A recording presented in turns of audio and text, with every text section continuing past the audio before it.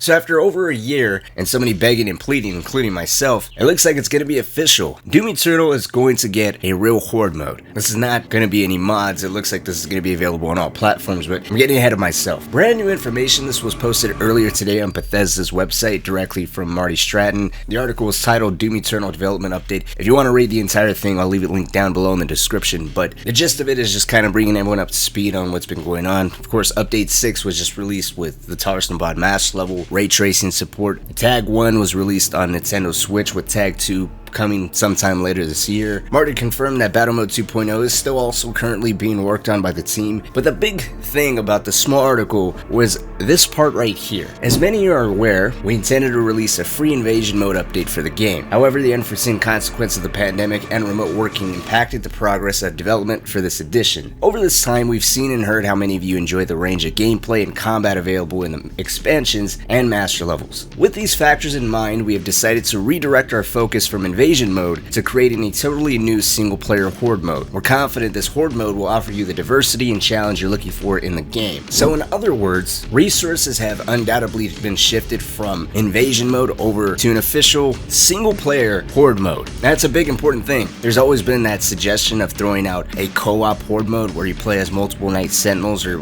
whatever, but it's going to be a single-player experience, and it's coming to replace invasion mode, which, if you guys have never heard of what the hell invasion mode was, it was basically this game mode where someone would go through the campaign and then you and I think another person can invade their game mode as a demon. And some of the details revealed about invasion mode was pretty interesting. Like, a demon would be able to come into your game and they'll be able to see things in your game that the Slayer can't see, and the Slayer can see things that demons weren't able to see, like certain jump pads, or the demons would be able to see portals. They'd be able to stalk the player and kind of think ahead, plan what the next fight the Slayer was going to enter next, and then try and ambush them. Basically, the big allure here was harassing players while they're on their Ultra Nightmare run. This game mode was supposed to ship with Doom Eternal. It obviously didn't, and then a couple months into the pandemic, id Software said that they were just going to shelf it until they were able to return to the offices, since it was something that was just too demanding on the engineers' rigs. I believe they said it was like each engineer was running 3 instances of the game at the same time,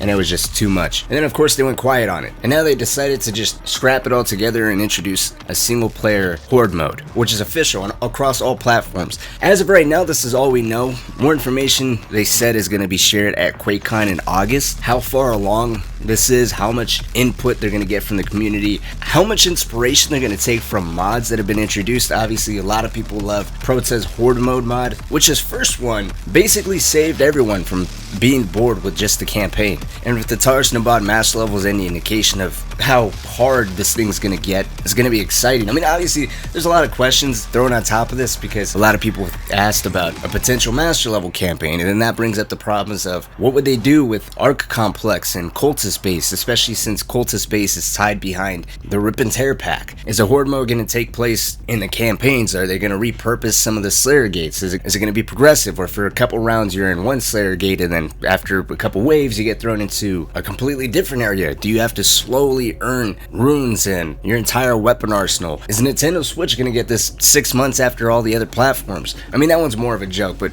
is it going to incorporate the hammer? Is it going to incorporate the crucible? Who knows? Obviously, it's still way too early to tell. My only thing is, how far along is this and how long until we see it? And it's not that I'm impatient for it. It's not so much that, you know, feel free to disagree. But today with the gaming industry, games are constantly being updated. There's always new things right around the corner with some piece of new content, almost to the point where it seems like games are starting to compete with each other for people's attention. Eternal's primarily a single player game. I mean, of course there's battle mode, but the majority of players focus on single player, the DLC, and the master levels. Eternal has not been a stranger to any type of content drought, and I said it yesterday, the obligations have pretty much been fulfilled. We were expecting 2 standalone DLCs, both of them we got. We have Horde Mode, which is going to be replacing the long promised Invasion Mode, and beyond that, they've never made an official commitment to consistently supporting the game or giving a time span of how long they're going to be updating this game with content. So it's almost like a double-edged sword. On one hand, you have Eternal, where yes, it's promised a single player experience, we haven't been promised how long they're going to be supporting it with content, and on the other hand, the fundamentals by itself makes Eternal a game that keeps on giving. And so naturally you're going to continue to want more and more content. But because there's long periods of time where we get no content in a game that's a single player, where your options are pretty much limited and spicing things up in environments or challenges, in a space that's always getting, or seemingly always getting, new content, it creates this domino effect where you get bored because there's nothing entirely new besides you finding different ways to challenge yourself in the game and what's already there. Then you see the lack of updates, or in the case with Taurus Nabad, where it was like 2 months before we even seen it, which is a long time. You know, people move on, they lose interest entirely, and that's kind of what I'm getting at. I'm just hoping that it doesn't take so long that when it comes out with a whimper rather than a bang, because everyone's moved on and forgotten about it, or they played so much that they pretty much burned themselves out, which I know a lot of people that have. I've done it multiple times. I've taken long ass breaks from this game. But anyways, let me know what you think about all this down below. I know a good amount of people have been patiently, eagerly waiting for the smallest amount of info for invasion mode, and now that that's been scrapped for horde mode, how do you feel about this? Are you one of those people waiting for invasion mode? Did you even want invasion mode? It was kind of whatever deal for me. Yep, this sums up pretty much every interaction on Discord, especially mine. You got one person being hopeful and another person just fapping. You should join, links down below.